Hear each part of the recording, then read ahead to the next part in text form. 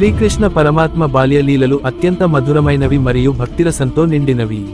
భాగవత పురాణం ప్రకారం శ్రీకృష్ణుడు తన చిన్నతనంలో రేపల్లె, గోకులంలో చేసిన అద్భుత కృత్యాలు, అల్లరి పనులు భక్తులకు ఎంతో ఆనందాన్ని కలిగిస్తాయి.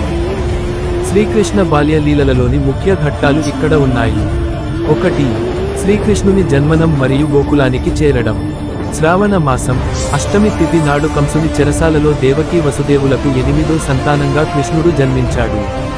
పుట్టిన వెంటనే తండ్రి వసుదేవుడు యమునా నదిని దాటి నందగోపుని ఇంట యశోదమ్మ పక్కన కృష్ణుడిని విడిచిపెట్టి వచ్చాడు.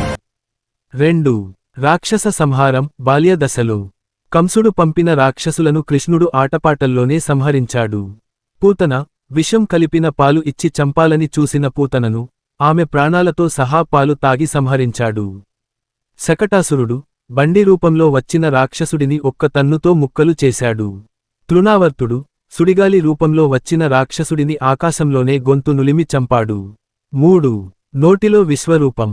ఒకసారి కృష్ణుడు మట్టి తిన్నాడని బలరాముడు, ఇతర స్నేహితులు యశోదమ్మకు ఫిర్యాదు చేస్తారు.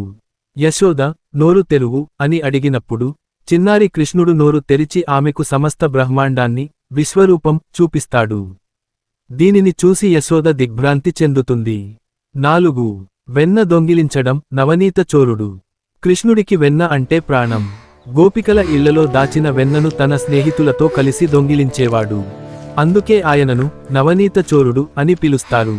గోపికలు యశోదకు ఫిర్యాదు చేసినా కృష్ణుడిని చూడగానే వారి కోపం మాయమైపోయేది. 5. దామోదర లీల. రోలుకు కట్టడం. కృష్ణుడి అల్లరి భరించలేక యశోదమ్మ ఒకసారి ఆయనను ఒక రోలుకు కట్టివేస్తుంది. కృష్ణుడు ఆ రోలును లాగుతూ వెళ్లి శాపవశాత్తు చెట్లుగా మారిన నలకుబేర, మణిగ్రీవులకు, మద్ది చెట్లు మోక్షం ప్రసాదిస్తాడు. అందుకే ఆయనకు దామోదరుడు, ఉదరమునకు తాడు కట్టబడినవాడు అని పేరు వచ్చింది. 6. కాళీయ మర్దనం. యమునా నదిని విషపూరితం చేస్తున్న కాళీయుడు అనే పాము గర్వాన్ని అణచి ఆ పాము పడగలపై కృష్ణుడు తాండవం చేస్తాడు. దీనినే కాళీయ మర్దనం అంటారు. ఆ తర్వాత కాళీయుడు నదిని విడిచి వెళ్ళిపోతాడు. 7. గోవర్ధన గిరిధారి. ఇంద్రుడి గర్వాన్ని అణచడానికి, కుండపోత వర్షం నుండి గోపికలను, గోవులను రక్షించడానికి శ్రీకృష్ణుడు తన చిటికెన వేలుతో గోవర్ధన పర్వతాన్ని 7 రోజుల పాటు గొడుగులా ఎత్తి పట్టుకున్నాడు.